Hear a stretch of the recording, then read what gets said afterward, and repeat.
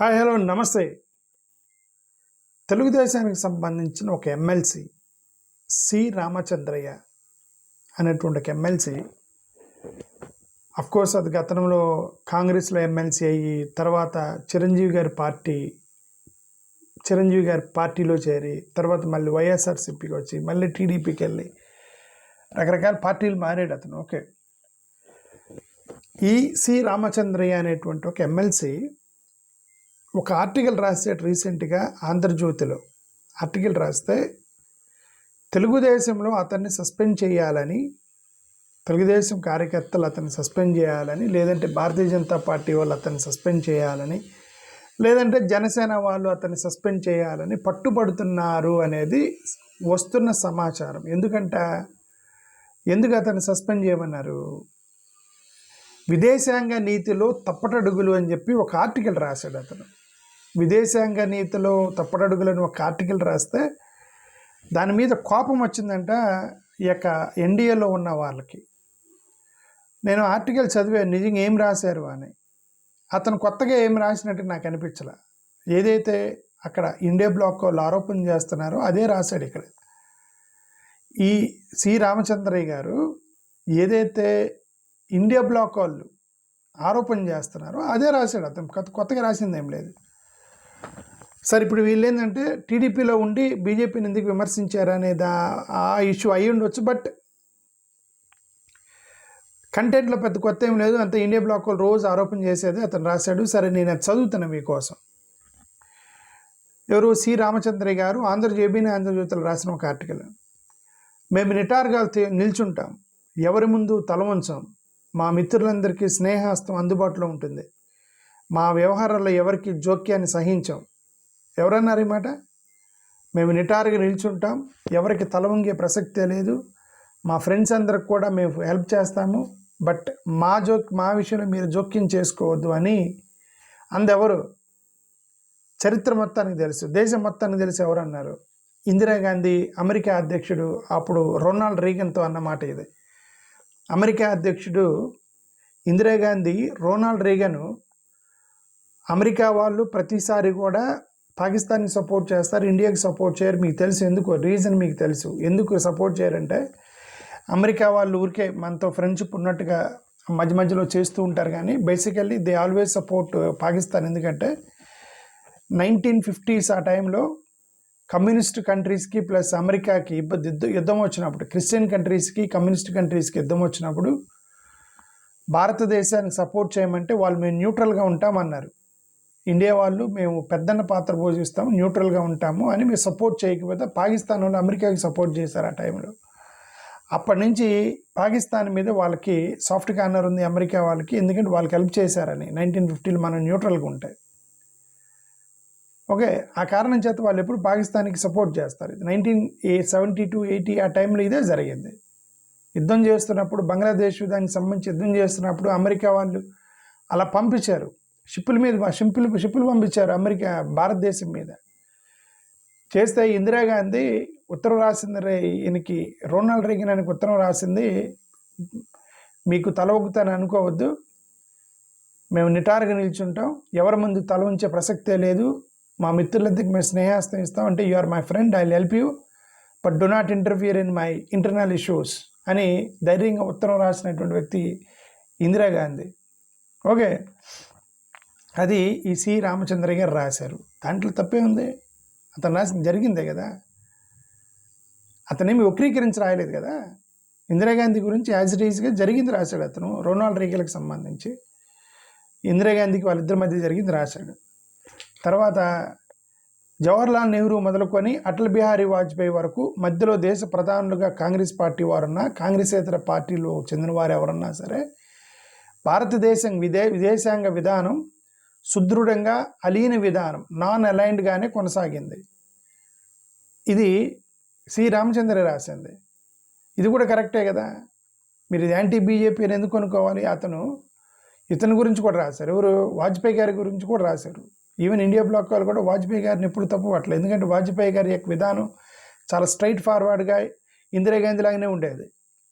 ఆయన ఎక్కడ కాంప్రమైజ్ చేయలేదు. వాజ్పేయి గారు కాంప్రమైజ్ అవ్వలేదు, ఎవరికి తల ఒగ్గలేదు, వాజ్పేయి గారు నిటారుగా నిలబడ్డాడు ఇందిరాగాంధీ లాగానే. కాంప్రమైజ్ అయింది మోడీ గారు అని చెప్పేసి వీళ్ళు ఆరోపణ చేస్తున్నారు ఇప్పుడు ఇండియా బ్లాక్ వాళ్ళు.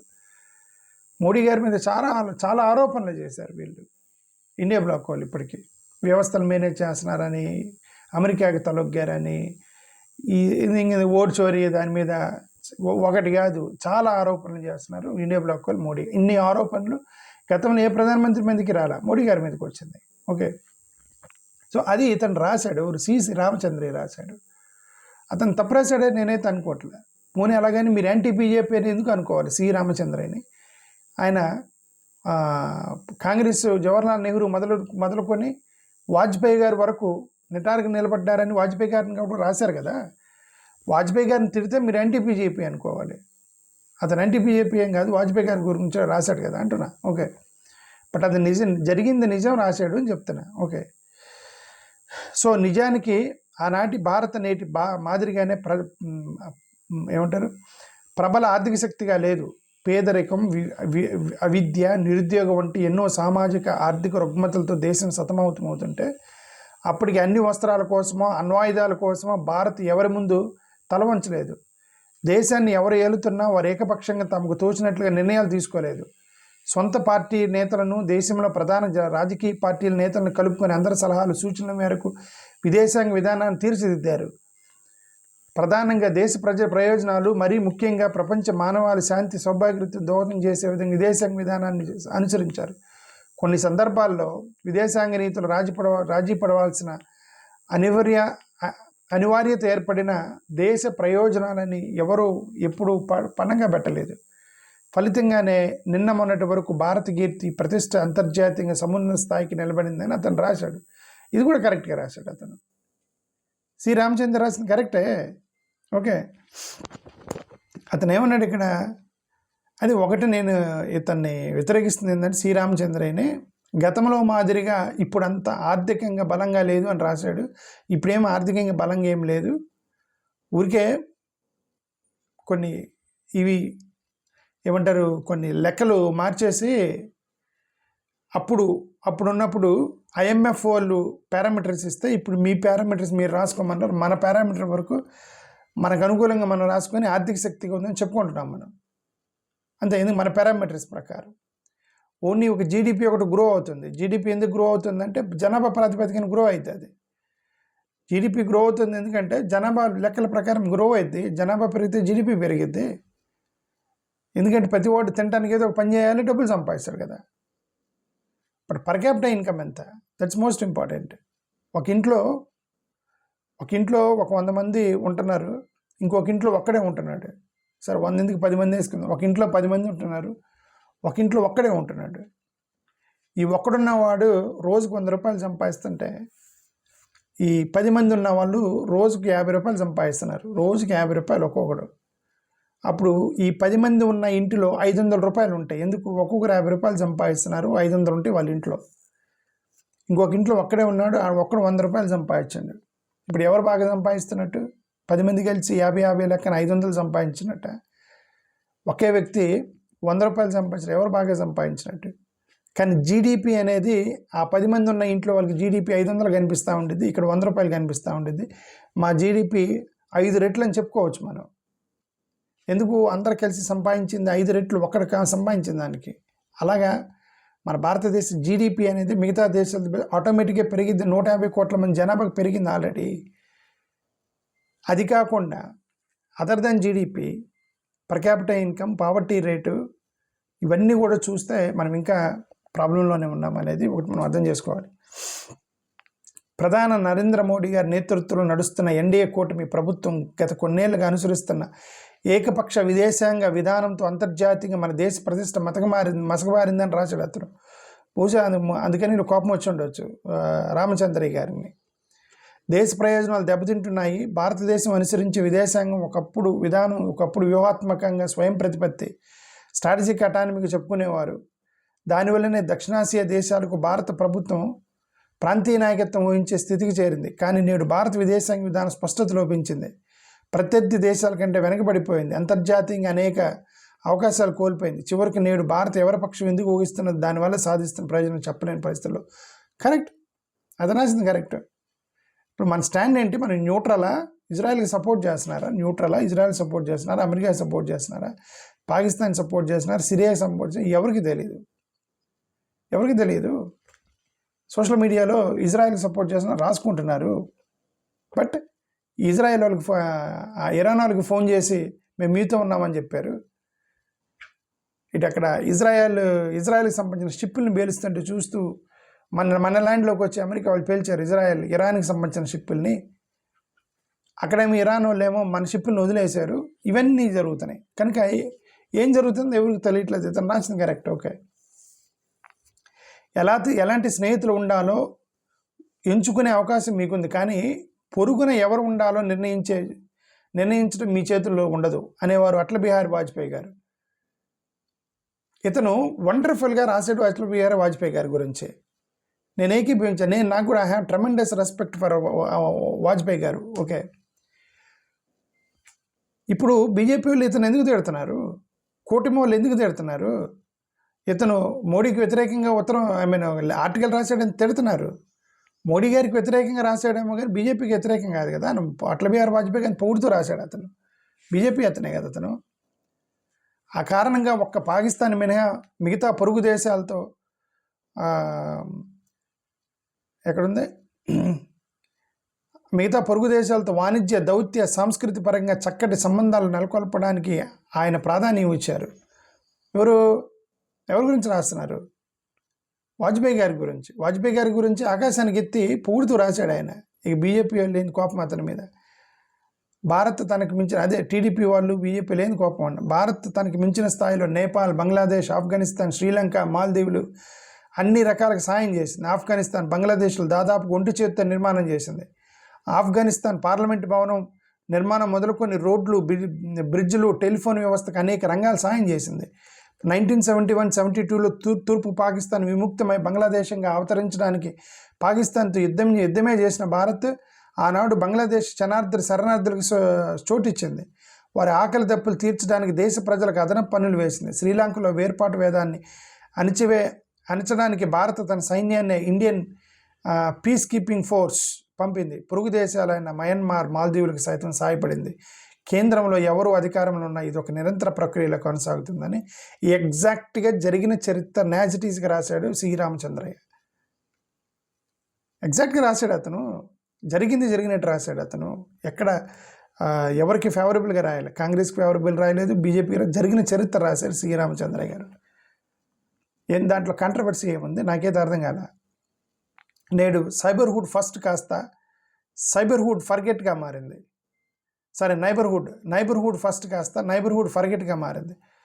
భారత్ను ద్వేషించే దేశాల్లో పాకిస్తాన్ సరసన బంగ్లాదేశ్ ఏర్పడింది. బంగ్లాదేశ్ పూర్తిగా చైనా చెప్పు చేతులకు వెళ్ళిపోయింది. హసీనా ప్రభుత్వం పతనం అనంతరం బంగ్లాదేశ్లో చైనా భారీగా పెట్టుబడులు పెట్టింది. మోంగలా ఓడరేవును, తీస్తా నది ముఖద్వారాన్ని చైనా అభివృద్ధి చేసింది. నేపాల్, శ్రీలంక, మాల్దీవులతో సైతం భారత సంబంధాలు అంతంత మాత్రంగానే ఉన్నాయి.